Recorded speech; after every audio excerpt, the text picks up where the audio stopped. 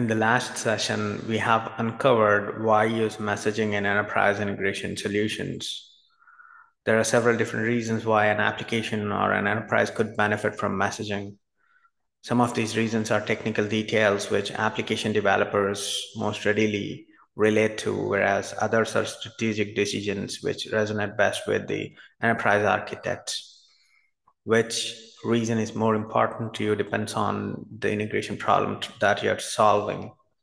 There are all good reasons to consider messaging and take advantage of in your enterprise integration solutions. Having said that, in this session, we will try to uncover some of the challenges of asynchronous messaging. Asynchronous messaging is not a remedy for all your integration problems. I'm sure it can solve many of the challenges integrating disparate systems in an elegant fashion, but also it introduces some new challenges. Some of these challenges are inherent to the synchronous messaging model, whereas others are specific to the messaging system that's being used. The first challenge is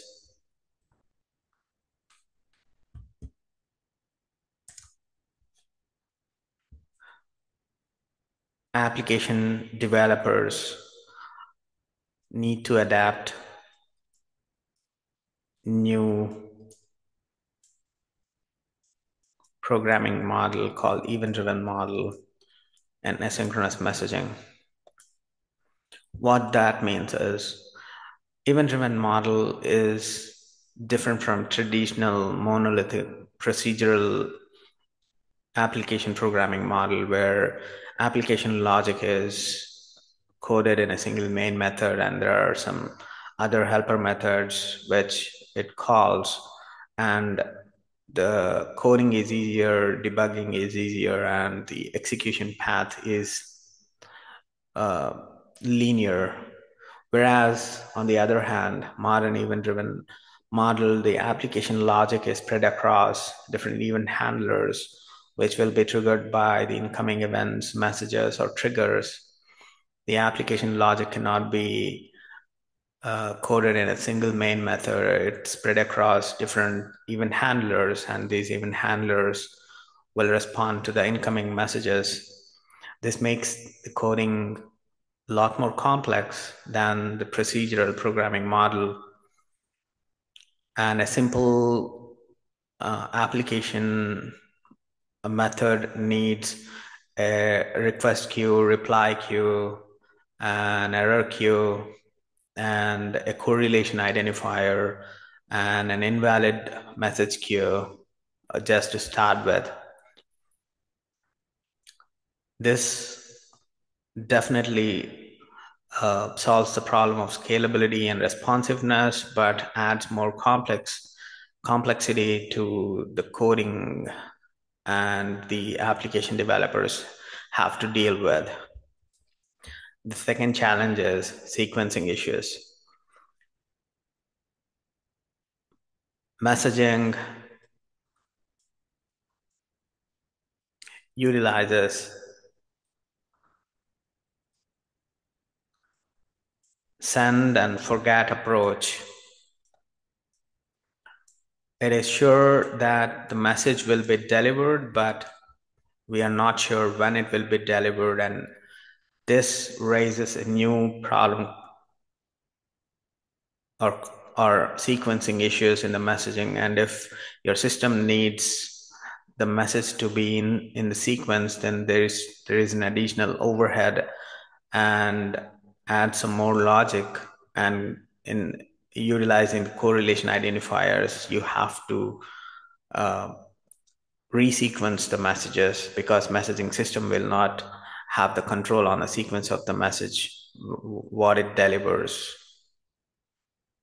And the next challenge is synchronous scenarios. With messaging, most of the systems are designed in asynchronous fashion, and not all systems that you design will have a send and forget approach and can wait until the message response is delivered. For example, consider an application where user is trying to check the airline ticket price, and he need to see the ticket price right away, not after some undetermined time. And for these scenarios, the messaging systems have to place some application logic to deal with the asynchronous messaging and send the response to the user right away. The next challenge is performance. Messaging definitely adds overhead to performance. Taking the data, creating a message, and sending and processing it adds a lot of overhead, and it could definitely have performance issues. And there are certain situations where there are two existing systems which would like to synchronize, and there will be a huge chunk of data, and dividing that huge chunk of data into gazillion small units would not be a smart idea. If we have to synchronize to existing systems instead of using messaging, and ETL, extract, transform, and load tools are more appropriate in the initial phase where the systems synchronizes, and after synchronizing, then the messaging can be utilized to keep them in, in sync going forward. But to begin with, messaging could be performance, could add performance issues if we have to synchronize to existing systems. The next challenge is limited platform support. Not all messaging systems proprietary protocols support on all the systems which we need to integrate. Some of the times, sometimes just FTPing a file to another system is a lot easier or a lot more supported than the messaging system, which will have some proprietary protocols. And the next challenge is vendor lock-in. Once you decide to use messaging, you have to finalize on the messaging system and which vendor's messaging system you would adopt.